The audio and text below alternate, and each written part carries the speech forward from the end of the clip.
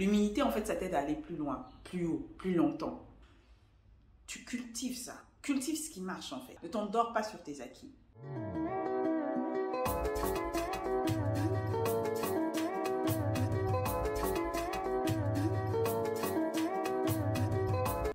Hello, hello, hello, bonjour, bonjour, bonjour, bienvenue à l'Isolo Namila, c'est l'endroit où nous travaillons pour devenir la meilleure version de nous-mêmes. Si ça t'intéresse, t'es au bon endroit, on est là, on partage. Si tu as plus de conseils, donne-les en commentaire. Entre-temps, si tu es un habitué, écoute, laisse un like et vérifie que tu es déjà abonné. Si ce n'est pas fait, clique sur le bouton s'abonner ou subscribe si il est toujours rouge et clique aussi sur la cloche, comme ça tu ne vas rien rater à chaque fois qu'on publie. Allons-y. Alors, on va parler des attitudes à avoir dans la vie lorsqu'on s'engage dans un projet, que ce soit notre projet ou qu'on nous embarque dans un projet ou une affaire ou même une relation. En tout cas, quand on est appelé à contribuer d'une quelconque manière à une sorte de partenariat en tout cas. Alors, 4 choses. D'abord, savoir que tu as une qualité. Généralement, quand les gens t'approchent, il y a 2 cas. Le premier cas, c'est quand ils voient en toi une qualité et qu'ils viennent vers toi pour cette qualité. Le deuxième cas, c'est quand ils pensent que tu as une qualité, mais qu'en fait, quand ils viennent vers toi, ils se rendent compte que peut-être en tant que comptable, tu es... mais tu es quelqu'un de très loyal et qui ne volerait jamais l'entreprise. Vous voyez la différence? Mais dans tous les cas, il faut savoir qu'on a toujours, mais toujours une qualité. Et cette qualité-là sera toujours reconnue par celui qui a un bon œil. Si tu es au bon endroit et que tu fais ce que tu es censé faire de ta vie, à un instant T, parce que ce n'est pas toujours la même chose pour de bon, j'estime, la personne qui est en face de toi va voir cette qualité. Et qu'est-ce que toi, tu dois faire? Tu cultives ça. Cultive ce qui marche en fait. Cultive ça. Tout en restant humble, cultive ça. Voilà. Ne t'endors pas sur tes acquis. Le deuxième point, c'est qu'il faut savoir quand accepter les offres et quand les décliner. Il y a certaines offres qui sont des bénédictions déguisées en fait. Quand vous regardez, vous dites, mais c'est pas possible. Cette offre, c'est pas possible en fait. Et crois que moi, j'ai quitté un job à, je sais pas moi, allez, je dis n'importe quoi, hein, on met les petits chiffres pour ne pas, voilà, à 100 $ pour aller dans ce job-là qui demande beaucoup plus et où ils veulent me payer 50 $. Alors que peut-être quand tu vas là-bas, 2 mois après, soit tu as un boulot, soit c'est le PDG qui dit toi, tu n'es vraiment pas fait pour être ici en fait. Viens, tu vas aller dans la firme telle, tu vas diriger là-bas, tu auras au lieu de 100, 500. Ça fait 10 fois plus, au lieu de 50, 500. Ça fait quand même 5 fois plus que les 100 $ que tu gagnais avant. Mais au départ, tu as dû gagner 2 mois de 50 $. Je ne dis pas que tu acceptes d'être mal payé. Mais ce que je dis, c'est qu'il faut, comme je dis toujours, si tu es spirituel vraiment, prie ton Dieu avant de t'emballer. Parce que tu ne connais pas toutes choses. Tu ne connais pas les choses qui sont déguisées. Tu ne connais pas les choses qui...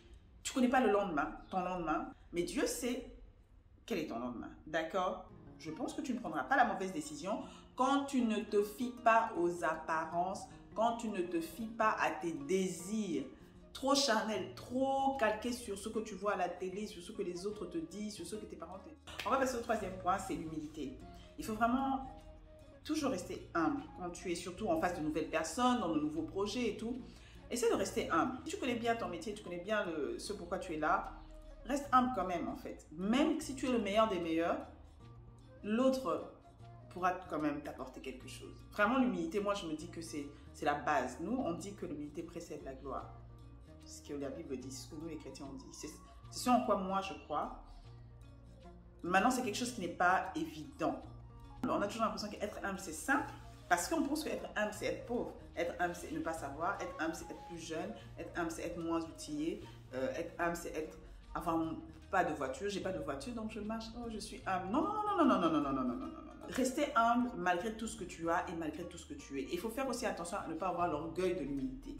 Parce que des fois, on peut même être orgueilleux d'être humble. Genre, non, moi, je suis tellement humble. Non, moi, je suis tellement humble. Moi, je ne peux pas m'acheter une BMW. Non, moi, je suis humble. Oh, je vais m'acheter une petite voiture cabossée et tout. Pourquoi s'acheter? Pourquoi faire la vantardise de s'acheter une voiture neuve et tout? Non, moi, je suis humble. Non, pourquoi habiter un appartement frais et tout ça? Non, moi, je suis humble. Je ne vais pas mettre la clé. L'orgueil là de l'humilité. Et les gens comme ça, ils se vantent d'être humbles, plus que même les gens orgueilleux ne se vantent d'être orgueilleux. Les gens orgueilleux, même, ils n'ont pas le temps de dire je suis orgueilleux.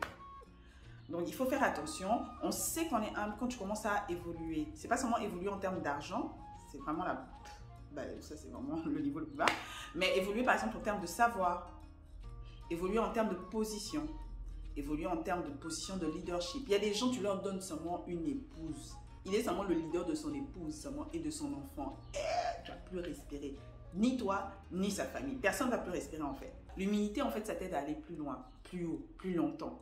L'humilité, ça t'aide à quand tu vas tomber, de ne pas avoir peur de te relever en fait. Tu ne seras pas détruit. Parce que tu vas te dire, ah, que je suis quelqu'un et on continue.